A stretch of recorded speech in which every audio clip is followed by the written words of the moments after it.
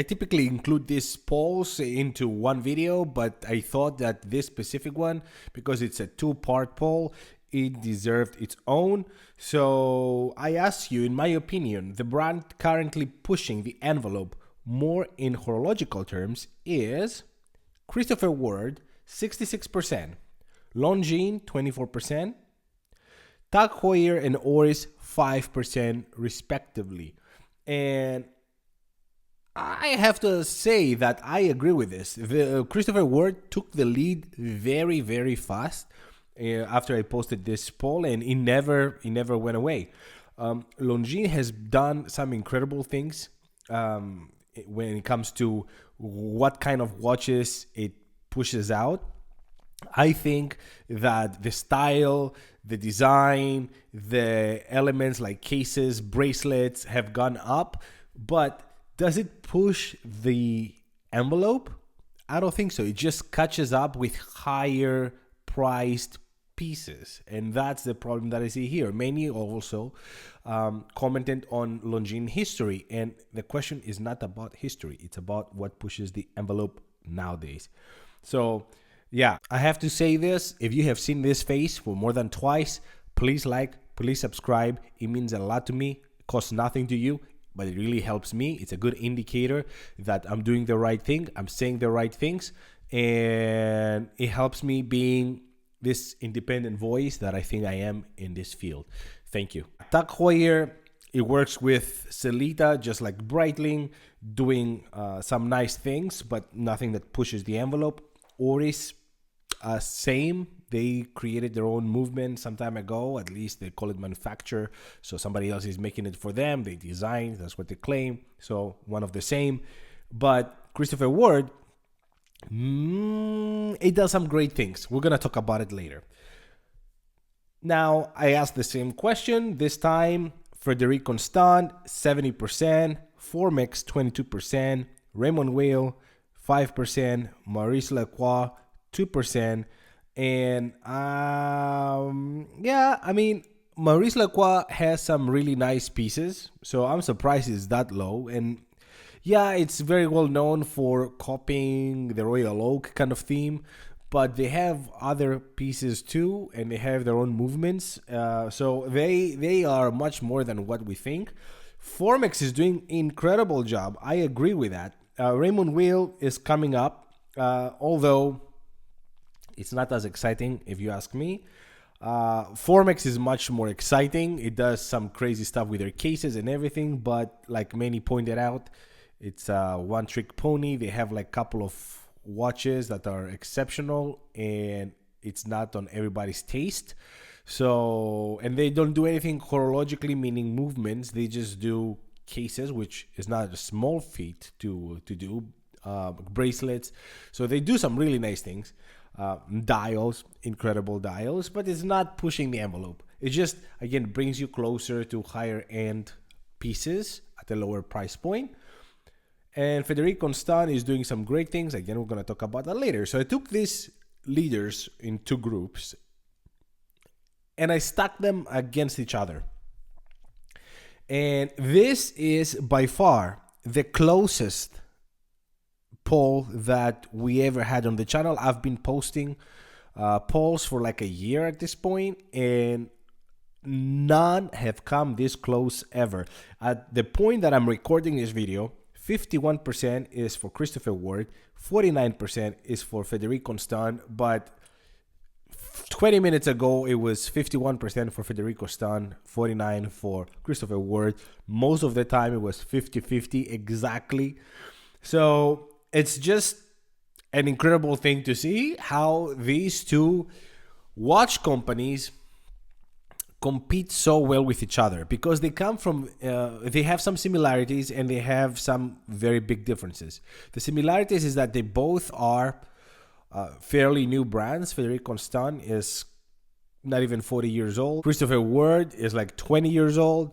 So they're both new, but they take very two different approaches to what the products they're making. Frederique Constant is taking inspiration very clearly for many years now from high horology brands, bringing that look to the masses. It's also a company that I have a soft spot for because my dad owns a Frederique Constant that I saw like over 20 years now, and still ticks like a champ. It has just a basic ETA movement, but it's gold plated. The gold plating still holds after 20 years of daily wear. The only thing that needed once was servicing, like to maintain, especially on the crown. It was coming loose. But other than that, the watch has been ticking great for 20 years. And the gold plating is still there. No issues with hands, dial. It looks like new after all these years. And on top of that, lately, the past 10 years, but especially the last, I want to say 3-4 years, Frederique Constant has been killing it horologically wise. They created a world timer that operates the functions from only the crown, which very few brands can do it. The other one that comes immediately to mind is Breitling. But not many brands have that feature. Most world timers, real world timers, they have a second button that you press and it moves the ring or in the hand.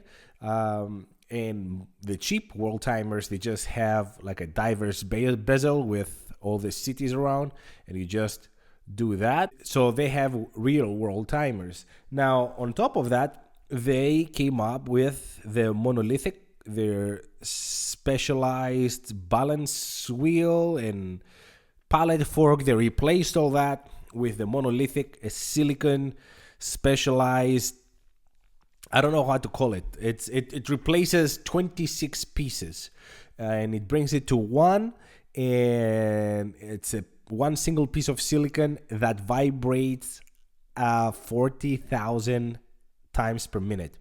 So it's 10 times more than your average 4 hertz movement.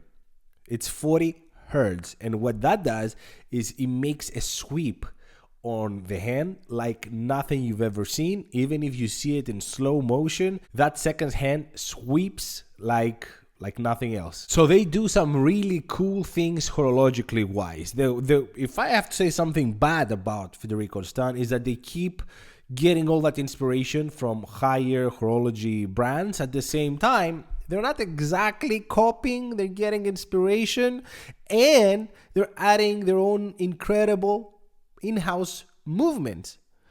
So, I mean, who am I to judge, you know? And honestly, if I'm to spend a lot of money, I want to get something that is very pleasing to the eye, and I know it will be pleasing 20 years from now.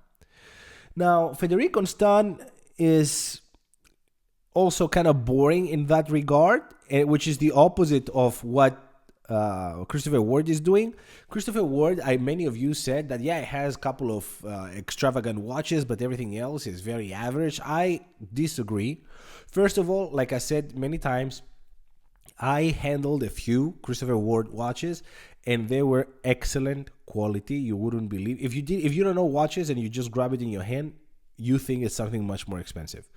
Even on the basic ETA or Solita movements.